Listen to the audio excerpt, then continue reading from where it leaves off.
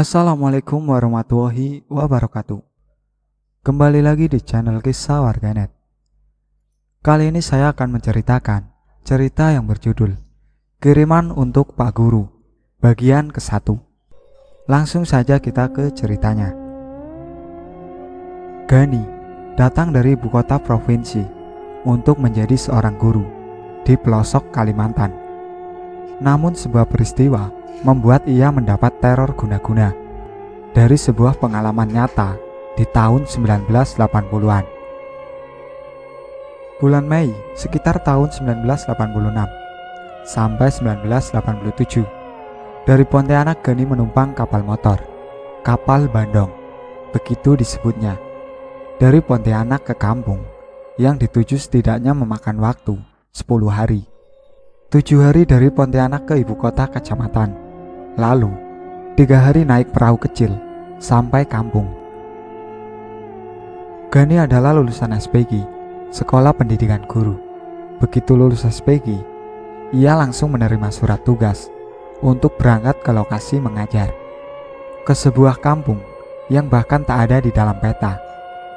Menjadi guru adalah permintaan ayahnya. Ayah Gani telah tiada, terlanjur nyebur. Ya udah, niatin aja yang ikhlas, walau jauh, dijabanin juga. Usia Gani baru 20 tahun, wajahnya cukup tampan, dengan kulit sawo matang. Badannya tegap, karena Gani rajin berolahraga. Setelah sampai di kota kecamatan, maka Gani melanjutkan perjalanan ke kampung dengan naik perahu motor, atau lebih dikenal dengan tempel. Betapa kagum Gani melihat pepohonan lebat di sisi kanan sungai. Tak jarang ia melihat orang hutan berayun dari dahan ke dahan. Gani disambut Pak Burhan, kepala dusun di kampung yang dituju. "Nak Gani, malam ini menginap di rumah saya saja. Besok Nak Gani bisa melihat rumah guru di ujung kampung sana," kata Pak Burhan. Hari memang sudah beranjak petang kala Gani datang. Badannya juga sangat lelah. Maka malam itu Gani menginap di rumah Pak Burhan. Belum ada penerangan di kampung itu. Masyarakat masih menggunakan lampu minyak. Tapi di rumah Pak Burhan sudah menggunakan mesin diesel, jadi lampu menyala kala malam. Pak Burhan juga punya televisi hitam putih dengan parabola, satu-satunya televisi di kampung itu. Maka malam itu pun sama seperti malam-malam lainnya. Orang-orang kampung berkumpul untuk menonton televisi. Namanya juga kampung, tidak ada hiburan. Ini satu-satunya hiburan di sini, kata Pak Burhan. Gani malah sibuk mengamati warga yang datang. Banyak anak-anak, calon muridnya, begitu pikirnya. Di antara para penonton malam itu, Gani melihat seorang gadis yang menarik perhatiannya. Rambutnya panjang dan legam, kulitnya bersih, matanya tajam. Dan yang Gani suka, senyumnya manis bukan kepalang. Beberapa saat Gani terpana. "Rara kami memanggilnya, gadis paling cantik di sini," kata Burhan. Gani terkaget hingga terbatuk-batuk. "Tak apa Pak Guru, semua orang yang baru datang ke sini mengagumi cantiknya Rara. Normal itu," kata Pak Burhan. Dan di antara penonton malam itu juga ada 2 gadis yang melihat Gani dari kejauhan. Tak seperti yang lain yang sibuk menonton TV. Mereka berdua sibuk menggosipkan Gani. Siapa gerangan pemuda itu? Itukah guru yang digosipkan akan datang itu? Begitu kira-kira percakapan mereka. Nama kedua gadis itu adalah Ida dan Bunga. Ida berbadan gemuk, sedangkan Bunga berbadan tinggi semampai. Keduanya adalah penyebar berita paling top di kampung itu, tukang gosip profesional. Malam itu Gani tertidur lelap, badannya terlalu lelah. Malam dibungkus gelap yang pekat. Gani pikir itu adalah awal untuk hari-harinya yang baru. Namun malam seperti menyimpan misteri tentang esok, lusa, dan seterusnya. Esok harinya adalah hari Minggu. Tandanya hari itu Gani belum harus ke sekolah. Rencananya hari itu ia mau ke rumah guru, hendak melihat dan membersihkannya. Dari Pak Burhan, Gani mendengar kalau rumah dinas itu baru saja ditinggalkan guru sebelumnya 5 bulan yang lalu. Ditemani Pak Burhan, Gani berjalan ke ujung kampung.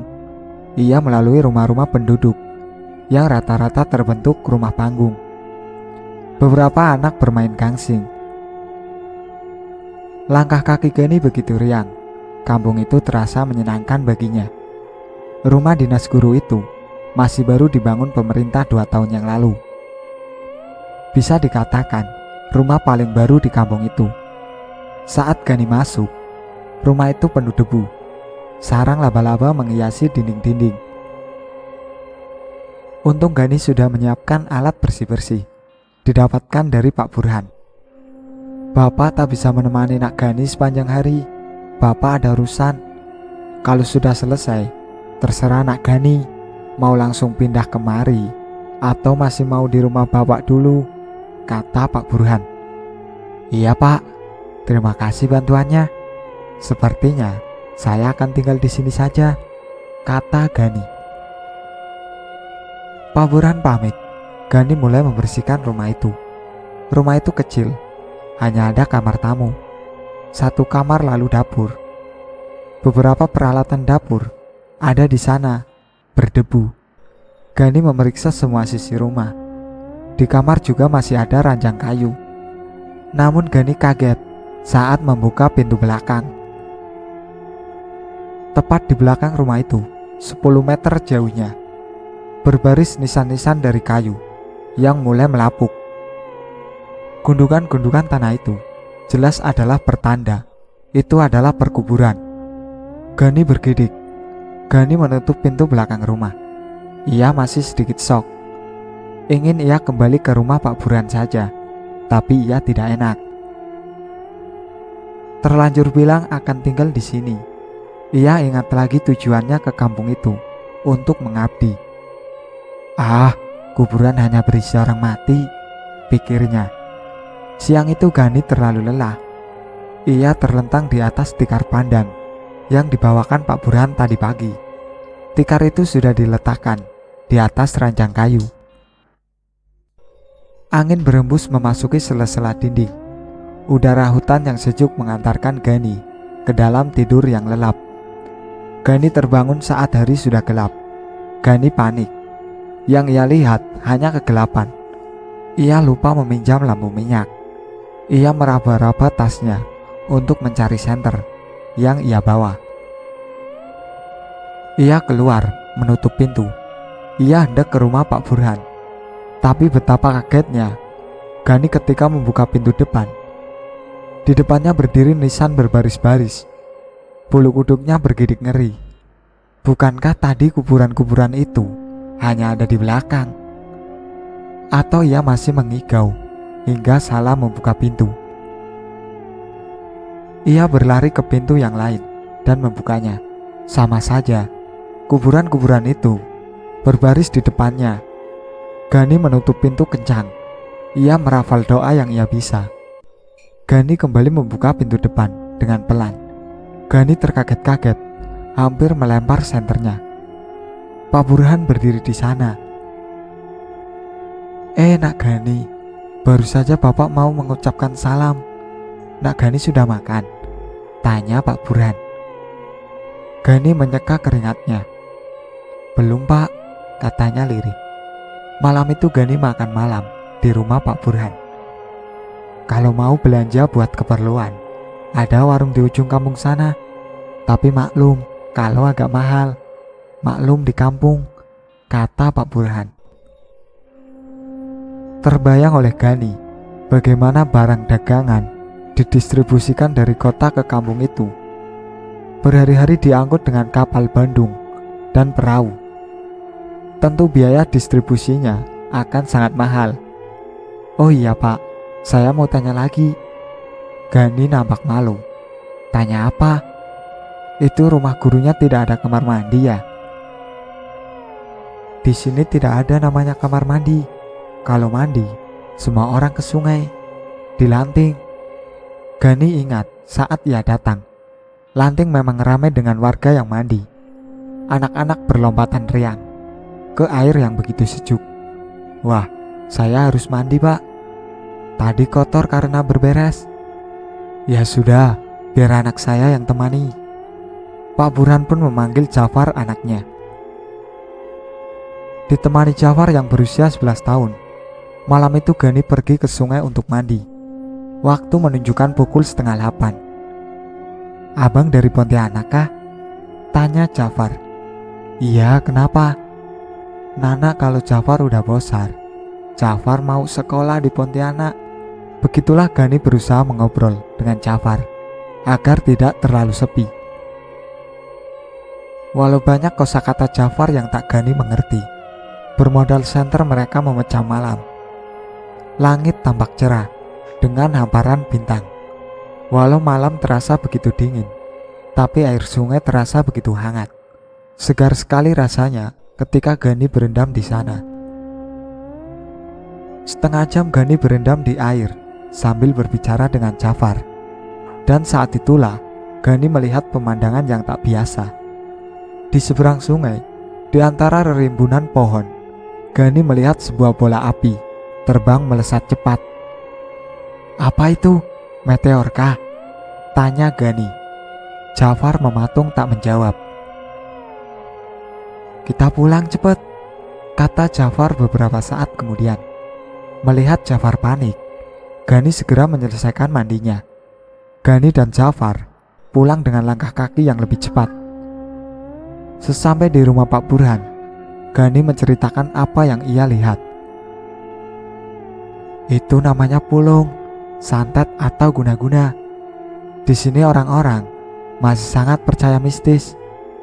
Tapi jangan khawatir, kalau tidak bikin salah, semua aman. Baru 2 hari di kampung itu, Gani sudah mengalami 2 peristiwa mistis. Ingin ia malam itu menginap di rumah Pak Burhan saja, tapi ia tak ingin merepotkan. Ketika waktu beranjak larut, Gani pamit pulang. Bawalah ini untuk di rumah, kata Pak Burhan, menyerahkan lentera. Di samping Pak Burhan, berdiri Jafar dengan sarung di pundaknya. Kalau boleh, Jafar malam ini akan tidur bersama Bapak, supaya Bapak tidak sendirian. Kalian adaptasi dengan rumah baru, kata Pak Burhan. Gani menatap Jafar. Boleh Pak, dengan senang hati kalau Jafar mau. Malam itu, Jafar menginap di rumah guru bersama Gani. Jafar cepat terlelap, namun bayangan kejadian hari itu membuat Gani sulit tidur. Tempat baru masih asing baginya. Ia hanya berharap semua akan baik-baik saja. Besok harinya, pertama kalinya Gani ke sekolah. Sekolah itu terbuat dari kayu. Dindingnya sudah menua. Ada 3 kelas dengan masing-masing sekat di tengahnya. Anak-anak sudah berbaris di depan sekolah pagi itu. Gani sempat bingung. Seharusnya ia disambut Pak Kepala Sekolah. Anak-anak menatap Gani dengan penasaran. Saat Gani sedang bengong, tiba-tiba suara lonceng mengagetkannya. Seorang pria berusia 50-an baru saja membunyikannya. Woh, ini toh saudara Abdul Gani, guru dari Pontianak. Akhirnya datang juga, kata Pak Ridwan, kepala sekolah di sekolah itu. Dari lokatnya, Gani tahu Pak Ridwan juga pendatang. Bapak Pak Ridwan? Benar. Syukurlah, saya pikir saya harus menghadapi anak-anak ini sendirian. Lah, saya juga tiap hari mengajar mereka sendiri. Loh, guru lain? Tidak ada, hanya saya sendiri. Sekarang ditambah kamu. Gani cukup kaget. Dipikirnya, setidaknya ada 6 guru untuk 6 kelas. Sudahlah, tak kenalkan dulu dengan murid-murid di sini. Pagi itu, Gani diperkenalkan sebagai guru baru. Anak-anak tampak senang. Kini mereka punya guru selain Pak Ridwan. Pak Ridwan sebenarnya guru agama. Tapi karena tak ada guru, ia kini mengajar semua kelas, semua mata pelajaran. Kamu mengajar kelas 4 sampai 6, saya kelas 1 sampai kelas 3, kata Pak Ridwan. Tapi bukannya Bapak lebih berpengalaman? Tanya Gani. Kamu jelas lebih pintar dari saya. Ajarkan anak itu dengan baik. Pak Ridwan begitu rendah hati. Gani dibuat kagum olehnya. Bapak tinggal di mana? Tanya Gani siang itu, di bawah pohon akasia, di depan kelas. Itu waktu istirahat. Tak ada ruang guru. Disitulah biasa Pak Ridwan menunggu waktu. Saya dan keluarga di kampung sebelah, 10 km dari sini, kata Pak Ridwan. Kampung sebelah sejauh itu? Gani kaget. Di sini kampung-kampung memang berjauhan, kata Pak Ridwan. Lalu Bapak kesini pakai apa? Tanya Gani. Naik sepeda, katanya sambil menunjuk sepeda ontel yang tersandar di sisi sekolah. Atau numpang perahu warga sesekali, katanya. Kenapa Bapak tidak tinggal di rumah guru saja? Bukankah sudah lama kosong? Tanya Gani. Pak Ridwan terdiam. Kalau untuk sementara sih tidak apa-apa, tapi kalau untuk waktu lama sebaiknya dipikir-pikir, kata Pak Ridwan. Ia menghisap rokoknya dalam. Waktu masuk tiba. Mereka mengakhiri percakapan siang itu. Setelah hari itu, semua berjalan normal. Gani sudah mulai kenal dengan warga sekitar. Ia juga mulai terbiasa dengan rumah yang ditinggalinya. Walau satu yang masih mengganjalnya, tak ada toilet. Ia harus jauh-jauh ke sungai hanya untuk buang air. Urusan buang air ini lebih rumit daripada urusan gangguan setan. Beberapa waktu yang lalu, gangguan itu sudah Gani anggap sebagai cara alam menyambutnya. Suatu malam perut Gani teramat sangat sakit. Ia tak tahan lagi. Waktu sudah menunjukkan pukul 9. Diambilnya senter dan ia segera pergi ke sungai.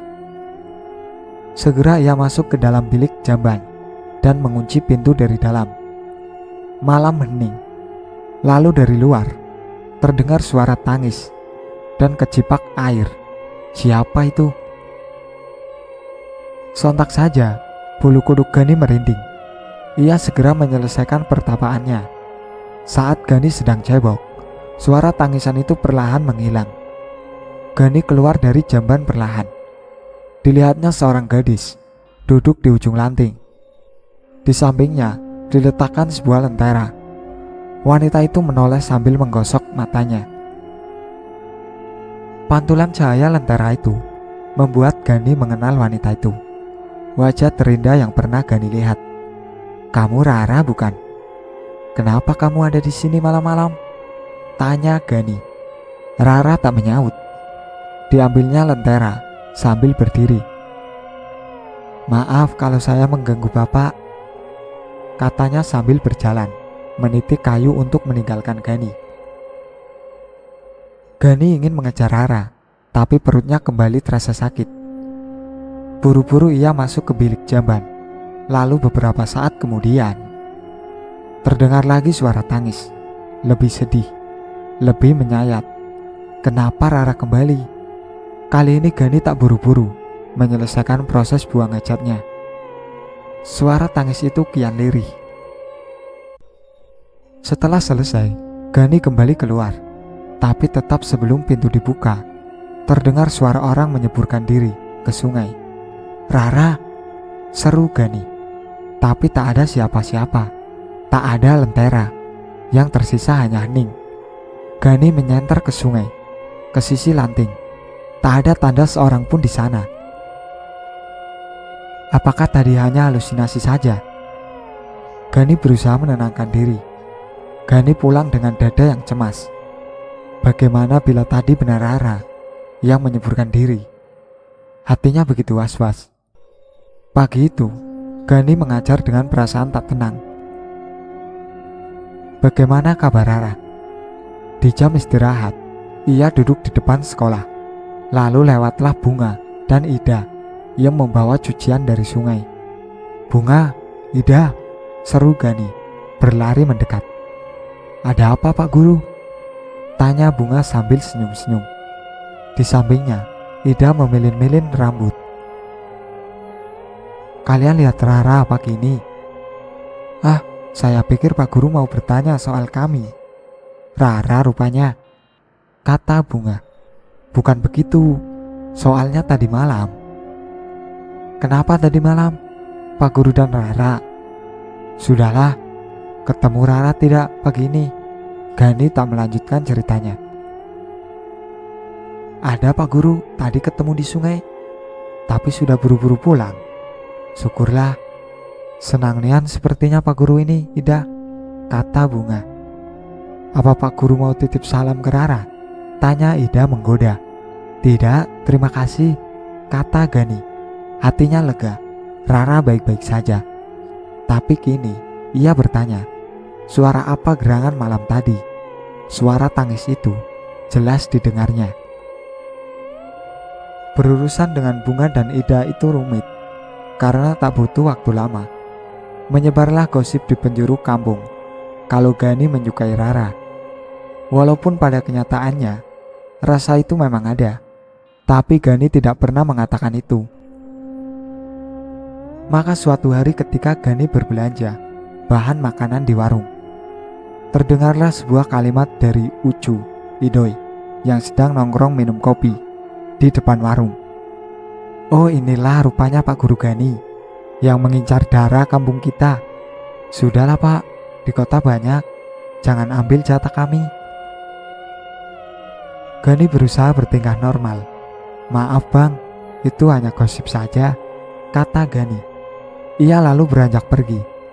Di saat yang sama, Rara datang hendak berbelanja. Mereka berselintasan. Rara dan Gani sama-sama menunduk, tak saling melirik. Tapi Gani sungguh ingin menatap matanya. "Bapak suka kah dengan Kak Rara?" tanya Jafar suatu sore saat ia dan Gani mandi di sungai. "Siapa yang bilang begitu? Orang itu udah tahu semua. Orang di sini sudah tahu semua. Itu maksudnya. Kamu masih kecil, tidak perlu bahas soal perasaan," kata Gani. "Kalau bisa, Nosami Bapak suka dengan Kak Rara. Nana Bapak pulang macam guru sebelumnya. Sebaiknya Bapak tidak menyukai Kak Rara. Nanti Bapak pulang seperti guru sebelum ini." Ucapan Jafar itu mengagetkan Gani. Dari Jafar, Gani tahu kalau guru sebelumnya juga menyukai Rara.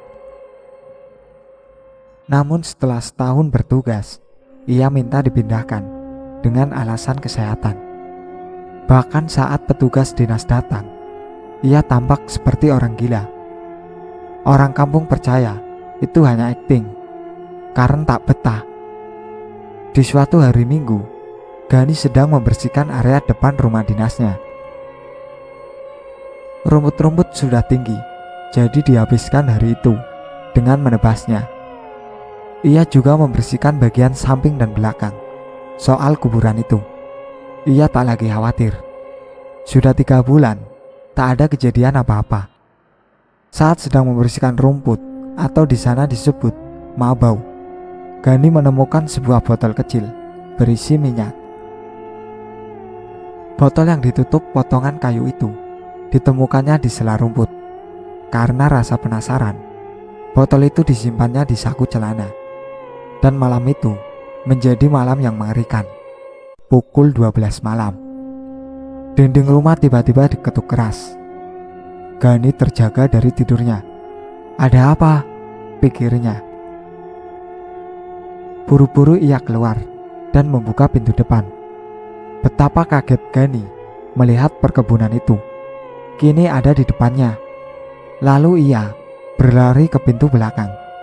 Perkebunan itu juga ada di sana. Kejadian itu disusul aroma busuk yang menyengat. Gani kembali ke pintu depan. Lalu kuburan itu juga di sana. Ia melompat keluar dan di sekitarnya hanya ada kuburan. Ia dapat merasakan kakinya semakin dingin. Lalu Gani panik dan kehilangan kesadarannya. Pagi itu, Gani terbangun oleh hujan yang turun rintik. Ia terbaring di depan teras. Tubuhnya terasa begitu lelah. Apakah kejadian malam itu hanya mimpi? Entahlah, tapi kalau mimpi, kenapa tidurnya berpindah? Gani tak habis pikir.